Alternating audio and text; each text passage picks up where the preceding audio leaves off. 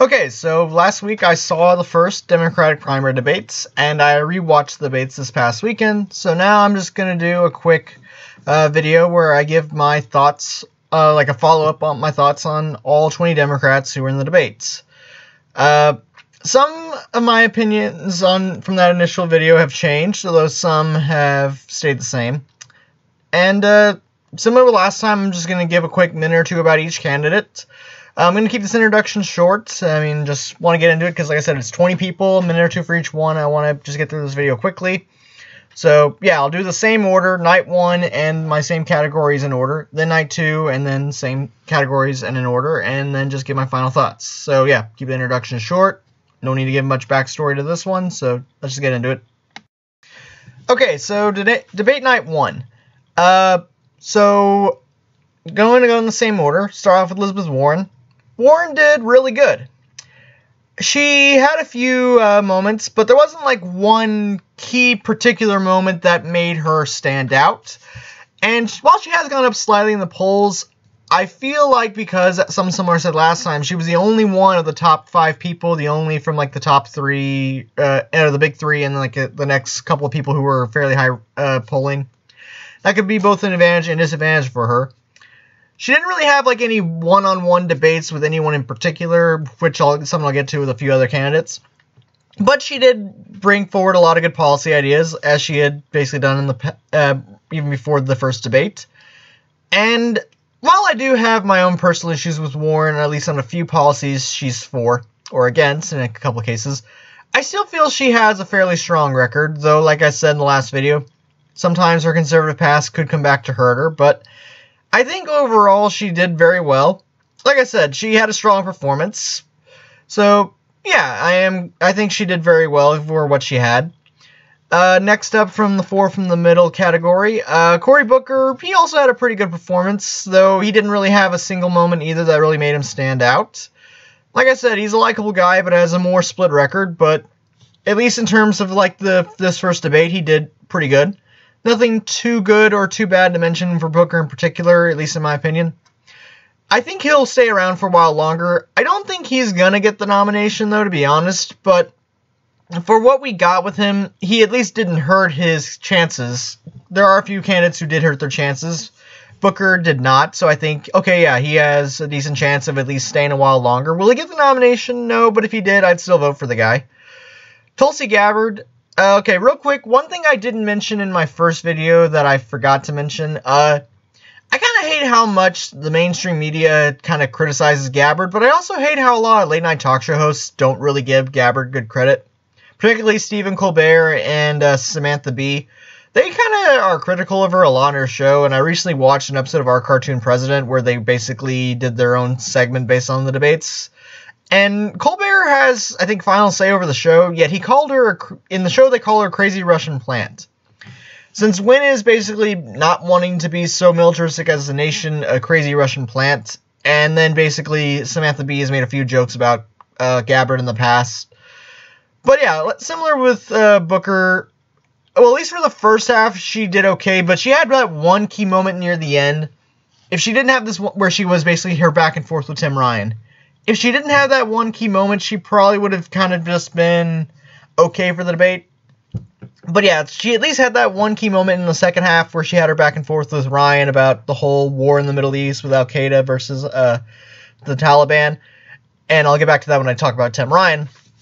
But yeah, Gabbard at least had that one key moment that really worked for her, which again, I can't really say so much for Cory Booker or Warren, who both did okay, or well, Warren did really good, Booker just did okay, and like I said, Gabbard didn't really have a strong first half, but she really did well in the second half with that one key moment.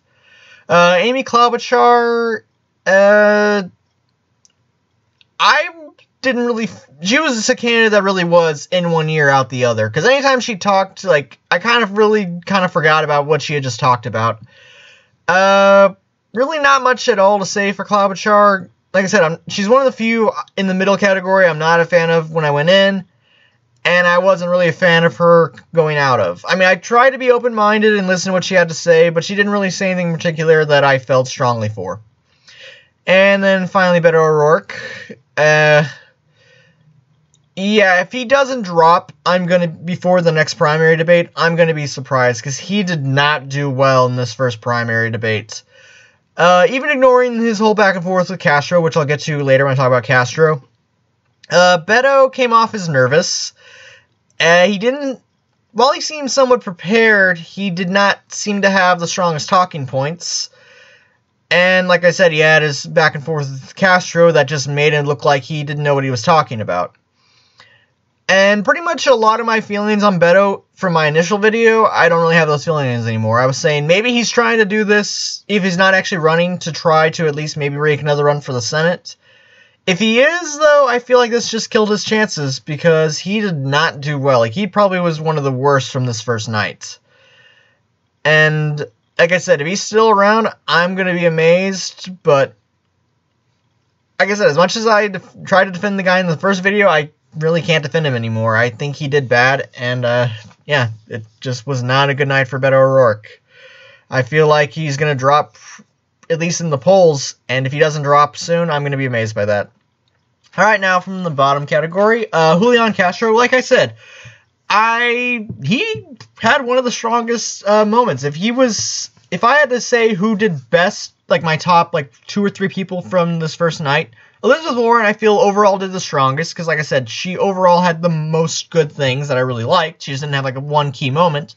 Castro had a few okay points, but like I said, that one back and forth between him and Beto, that was his one key moment that really made him stand out. I also saw him on The View the other day, and he had a kind of a back and forth with Meghan McCain, so yeah, not really for the debate itself, but just something I wanted to point out. And then third place, if I had to pick a top 3, it'd probably be Cory Booker, just because, like I said, he at least did okay. He didn't do bad, he at least didn't do great either, but he did good enough to at least not, I don't think he would fall after this debate. But yeah, back to Castro. He had a few good points throughout, but then, like I said, that one back and forth he had with Beto really showed, how strong a debater he can be. And one thing I did mention in my previous video, I feel being an Obama-era cabinet member could make him be seen as a bit too establishment. And while I still feel that could be an issue, I'm not going to say so far as he's progressive, but he's at least made some pretty strong points in this debate that I feel he could, and it stands by what I said before, how I think he could be a good VP pick. If he was with someone like Warren or Sanders, he could be a good VP pick. And he does kind of make himself stand out a bit more than I thought he was. And I want to go and point this out. A lot of people have criticized the Democratic candidates for speaking Spanish, saying it's a bit pandering. I'm not going to say it was pandering because, again, part of the debate was aired on Telemundo and they were in Miami. And when the President of the United States constantly insults Latinos to pander to conservatives that don't like Latinos, I don't necessarily view speaking Spanish as a bad thing, though with Cory Booker it didn't feel genuine, and with Beto O'Rourke it also didn't really feel genuine. Castro, I think, only spoke Spanish once or twice, and I think he had one of the best lines. In January 20th, 2021, we're going to say, "Adios, Trump." I really like that line. That was a really strong, memorable line. So, it was something simple, but at least with that Spanish, I thought it worked. Bill de Blasio, as I said in my last video, he is somewhat progressive, but he also sometimes talks more of a progressive game than he actually is. For example, he, despite trying to portray himself as progressive, backed Hillary Clinton over Bernie Sanders in 2016, something else I forgot to mention in the last video. But he did pretty well overall. He didn't really get as much time to talk as I would have liked, but when he did talk, I thought, okay, he's pretty good. Though, like I said, I wouldn't put him in my top 3. He'd probably be 4th, like I said, just under Cory Booker if I were to, say where I'd put de Blasio, just under Booker. But I still am like I said, I tried to be open-minded watching the debate, though watching it the second time, while I still feel like he had a decent performance, I'm still iffy on the guy. And I feel, and I'll get back to this with Buttigieg as well, because he's only a mayor, I feel like he doesn't have the greatest, I guess, political record. He's only been mayor of New York for, I think this is his 2nd term, so we don't really have much to judge based solely on being mayor of New York City, but at least in the first debate, he did good. I'll have to wait to see how he does in the second debate, because I think he's going to go up slightly in the polls, at least after this first performance, but he's still fairly near the bottom. I mean, he was, like I said, on the corner of the debate stage, so Hopefully he goes up a bit, and maybe he does fairly well the second time, and maybe he'll move up even more. Jay Inslee, I'm going to get into this also with Andrew Yang, but Jay Inslee to me seems somewhat like a one-trick pony, because he talked a lot about environment. And while environment is a key issue to talk about, and particularly in this debate, I feel like he tried to tie everything back to the environment. Even when he was talking solely about Trump, he tried to tie it back to environment and environmental issues, Green New Deal. And again, that's all important, but when you're president of the United States, and I said something like this in a YouTube comment a long time ago, you can't vote solely based on one issue, because, you can't vote solely based on, being pro-life or pro-choice. You have to look at all issues a candidate stands for. But when Jay Inslee, he feels like he tries to tie everything back to the environment. And not every issue as president you're going to deal with has to deal with environment. Yeah, it's a key issue to deal with, but it shouldn't be the only issue he's focused on. And I feel that when you only focus on that one issue, regardless of what your one issue as a politician is, it almost not really necessarily feels like preachy, but it's like that's the only thing you care about. Well, then what happens when you have something you're not prepared to deal with? So that's something I'm kind of worried with Inslee. He did okay overall, but I feel like he didn't give as strong a performance as I was hoping for. And like I said, when you talk so much about one issue, it does make it seem like you're not going to be great at president to deal with other issues. And then finally, Tim Ryan. Going back to something I said in the first video, I thought he could be a good future Speaker of the House. Yeah, I don't feel that anymore. I feel like, once again, this was not a good debate performance. He very rarely made any points I actually agreed with.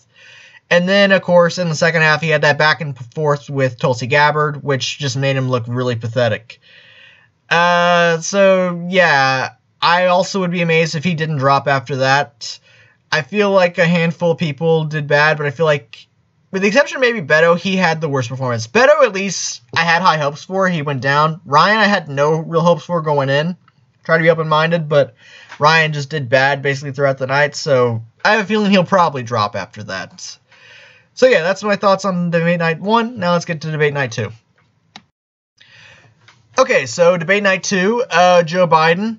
Joe Biden came off like he was very indecisive. He sometimes would raise his hand, but like halfway, like he wasn't sure. He'd look around a lot at what other people, like anytime like a question like that came from Lester Holt or Chuck Todd, like, raise your hand if, or how many of you, it's like he kind of was like not sure, should I raise my hand on this, should I not raise my hand, what are other people doing? And like I said in the last video, he's very establishment, very conservative Democrat, and I feel that his time is done. Like, he probably will stay around for another few debates, but once the actual first few state primaries come in, if he doesn't do good in those early primaries, which I don't think he will, he'll drop out early again. He dropped out early in 88. He dropped out early in 2008. And I feel like he's going to drop out early again here. He'll stay a little bit longer just because of how much the mainstream media tries to, I guess, prop him up. But, yeah, I don't think he's going to stay much longer if he continues to perform like how he did this first night, because he did not really do that well. He had, like, one moment where I thought, okay, he did okay on that one question, but one question in a 2-hour debate is not a good, I guess, standing going into the next debate. Bernie Sanders, okay, once again, top 3 from night 2. Bernie Sanders, then Kamala Harris, and I had to pick a third. I'd have to say, just barely, Kristen Gillibrand. Now, I want to say this.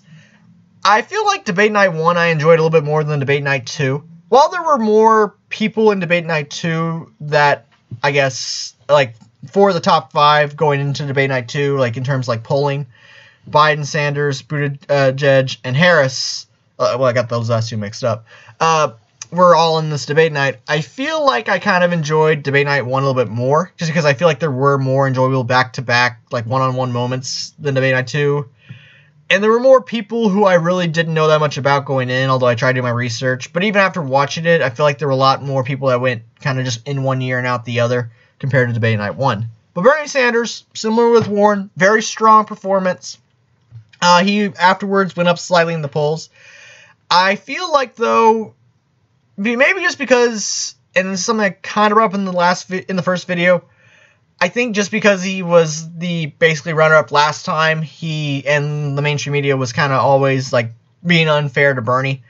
I feel like while he did get his moments to talk, he didn't have like a very like single strong moment. He had a few like here and there, but there wasn't like this one key takeaway from Sanders, at least for me.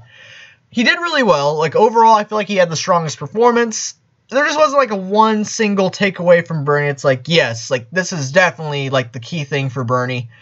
Just because, again, maybe just because there's so much about Bernie Sanders. And going back to the last video, I wasn't originally on the Bernie bandwagon. I am now. And I think he, like I said, at least for debate night 2, he did the strongest. So hopefully he'll move up more in the polls before the next debate. Maybe he'll be the next frontrunner. Because currently Biden's still a frontrunner, but Biden has dropped a bit. So hopefully by the next debate, Bernie will move up. And he'll do another strong performance there as well. Okay, so middle category, Pete Buttigieg. Similar with Mayor de Blasio, but worse with Pete Buttigieg. And I was right with the prediction I had from the first video. The whole issues of race with the police force in his hometown kind of came up in the debate. I don't feel like Pete did a really bad performance, but he didn't do good either. So I feel like, I mean, he did one or two moments he was okay, but I still feel as more and more information is coming out about his time as mayor of South Bend, people are going to realize, yeah, he's not the strongest candidate, and he'll probably, I don't think he's going to drop anytime soon, but he's probably going to drop a bit in the polls. Okay, Kamala Harris, she had a couple of strong one-on-ones, particularly her one-on-one against Joe Biden, which again kind of hurt Biden, but really helped Harris. That's why I gave her my second. While she did, like I said, have a couple one-on-ones, which I can't really say so much with Bernie, I feel like she still did just close second. And I still feel like her time in California, at least before being senator, could be seen as a disadvantage for her. But, like I said, she had a very strong performance. And I think she's going to... And she has moved up slightly in the polls. I think she's now 4th in the polls, in at least recent polls that I've seen. So, yeah, Debate Night 2 really helped her out. And I still see her more as a better VP pick than an actual presidential pick. But if she got the nomination, I think she would easily beat Donald Trump. And then finally, Andrew Yang. Yeah, similar with Inslee, Yang is a candidate that I really knew going in had one key issue he was for, and that was the universal basic income. And my issue with the universal basic income is similar with an issue towards, say, a flat tax. And that I don't think there's a perfect amount you can have that will solve the wide-scale economic inequality in the United States. And I am aware that Yang, I think, of all 20 candidates, got the least amount of time to speak. I think he only had like 4 minutes the whole night to speak, so he only got called on like 2 or 3 times. But even then, when Yang did get called on, he seemed a bit unprepared. Like, he also seemed a bit nervous. And when he tried to explain the best he could, now, truth be told, I did kind of notice that the moderators, when they did... Sorry about that, my eye was kind of messed up for a second there. When Yang did get called on, and this is something I did notice on both nights, that there were a few times where the talking points and the questions came more from a conservative point of view than a more liberal point of view. So I feel like Yang kind of got treated a bit unfairly, similar with Gabbard. But whereas at least Gabbard from night 1 had like a key moment, Yang really didn't. And I feel he's probably going to drop a bit in the polls as well. He might try and stick around for the debate or two, but similar with what happened with Bernie last time, I feel that just a lot of progressives, particularly like Yang, are not going to get treated fairly. And yeah, he did not have a great performance. I'm hoping he gets a better chance the second debate before the first primary, but yeah, this performance, again, even taking into account how it felt like he was not treated fairly, he did not seem ready for this debate. And even when he tried his best to defend the UBI, the guy talked so fast, even I had trouble understanding him, and I talk fast all the time. But yeah, so not the strongest debate performance from Andrew Yang. Okay, now from the bottom category, Michael Bennet. I knew going in, Michael Bennet was one of the few I did not feel strongly for, and yep, he did not really say that much I really liked.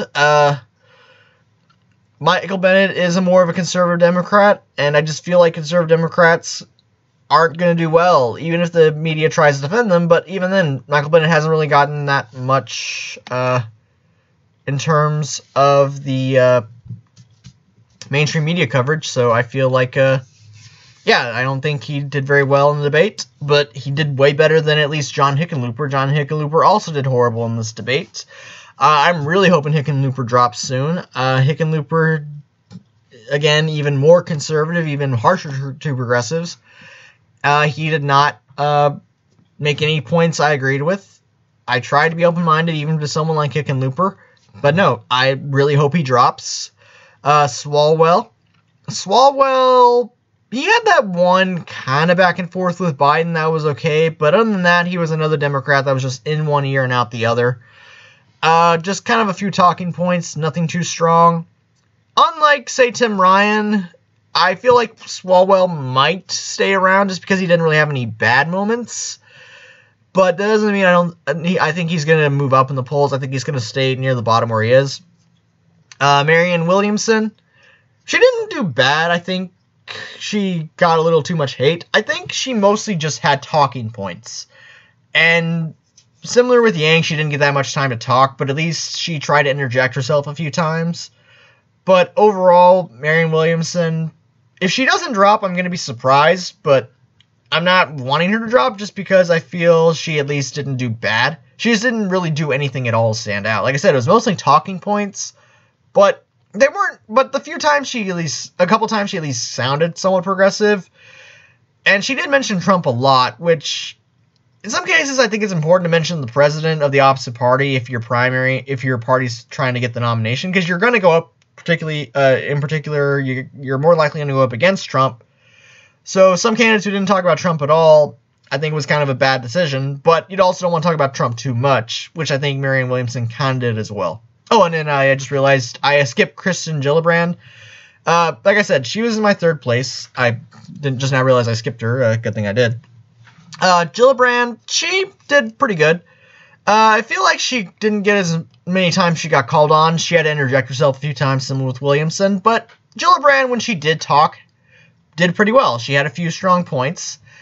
I don't think she's going to move up too much in the polls, though, but she's probably going to stay around for a little bit longer. Like I said in the last video, I feel like she has a bit of a mixed record as a senator, but I feel that, at least in this first debate, she did good enough to at least stay. Similar with Booker, when she did talk, I think she did okay, but she didn't have like any key moments in particular that won me over. But like I said, she didn't lose me, so she'll probably stay around a bit longer. I don't think she'll get the nomination, but if she did, I think she would do okay in a one-on-one against Trump. It's just, I still feel she is a bit, not necessarily establishment, but she's not as progressive as I would like. And similar with de Blasio, when she does try and come off as progressive, I don't think she is as genuine about it as I feel like she is, or at least she claims to be. So, yeah, that's my thoughts on the candidates from night 2, so let's bring this video to an end. Okay, so yeah, that's my follow-up thoughts after watching the first Democratic primary debates. I don't really know what I'm going to title this video. I've kind of said a few different things for it, but yeah, I guarantee you at least a couple people are probably going to drop before the next primary debate, and I guarantee you after that primary, any people who are still hanging on at the ledge or just barely hanging on are probably also going to drop. I'm hoping that the people who didn't get in the first debate night, if the 4 guys, Steve Bullock, Mike Gravel, Wayne Mason, and Seth Moulton, well, maybe not Seth Moulton, if a few people drop, maybe they'll get a chance to be in the next debate, so we can at least hear from every Democrat, because I want to give them all a fair chance. There were a few people, like I said, who moved up. There were a few people who, in my opinion, moved down. There were a few people who were just in one ear, out the other. But all in all, I think it was a pretty enjoyable first night and very informative first night. No, for first primary debate nights. And I'm not going to do this for every single primary debate. I might only do this maybe just 1 or 2 more times at most. Maybe I'll wait till like the first primary states have voted and then talk about who's still in the race and who's not. See how many people decided to drop out after like the first 3 or 4 states have their votes. But, yeah, at the very least, I am glad I talked about this. And, yeah, I really hope that when the nominee is finally determined, it is the strongest person. So I'm glad we're going to have multiple primaries. I think we have like 10 more after this first one. So, yeah, I think overall it was a good first two nights, and I'm looking forward to more. And that's all I got to say. If you like this video, please hit the like button, subscribe, and comment. Hopefully I'll get back to you, and keep an eye out more on my channel for future videos. That's all I got to say. Have a good rest of the day. Take care.